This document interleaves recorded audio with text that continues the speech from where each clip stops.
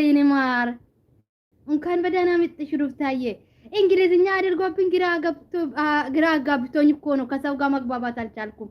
ከዛ የሆነ አፕ አለና በሱ አሁን የእንግሊዝኛን ማለሽ ሲጽፍ ይሄው እዚች ጋር ሰላም ውዴ ብሎ ጽፎልኛ መጣ። በድምጽም ቢጠይቅ አሁን ሰላም ውዴ ብሎ ያወራል። ዋ ዘመኑ ተራቋል ለካ።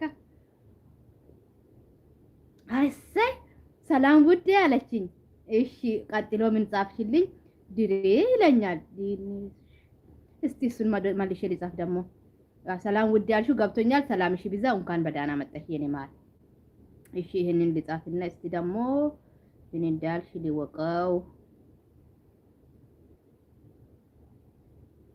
ሱራ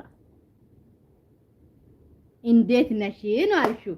ወይኔ አንዳንድ እንግሊዝኛ አይነበብም። እዚህ ጋር አሁን እንግሊዝኛ ድሪንስ ዳና ነሽ ነው አልሽው? ዳና ነሽ ኦኬ። እንዴት ነሽ ብሎ ጽፎልኛል እዚህ ጋር። ይሄንን እዚህ የጻፈውን በእንግሊዝኛ እዚህ ሲጽፍበት ዳና ነሽ እንዴት ነሽ ብሎ አምጥቶልኛል። ዳና ነኝ እግዚአብሔር ይመስገን የኔ ማር የኔ ውድ። ባላይክ አመሰግናለሁ የኔ ማር የኔ ውድ። እስቲ እቴነሽዬ ምን አልሽኝ? አሁን የኔ እቴነሽዬን ልጻፍ